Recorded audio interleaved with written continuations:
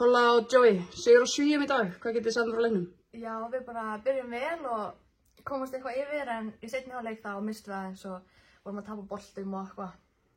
En já. Hvað gerðist þarna á lokamínútum? Sko, ég heldum að við komna með þetta. Já. Þarna einu sinni. Rebekka skoraði þarna, geggjaða körfu. En svo fengum við svolítið skrítið kalla á okkur, myndi ég að segja. Og þær fengu 3 víti. Og hittu úr hvað? 2. Já. Og þá voru hvað, það er 1 yfir. Svo voru hvað, mjög lítið eftir og við tókum leikhlé. Og svo bara fekk ég víti og við náðum að klára þetta. Gekkja. Hvernig finnst ykkur að vera hérna úti? Heyrðu, bara geggja sko. Þetta er bara æðisleg ferð. Finnst ykkur mótið einhvern veginn öðruvísi heldur en deildin heima? Já. Já, ég myndi alveg segja það. Meira svona press, meira svona Mikil vörn, já, meira svona aggression í öllu, myndi ég segja. Hann er svona aðeins meira fysikal. Já. Finna þið næst, hvað þurfum við að gera á móti þeim?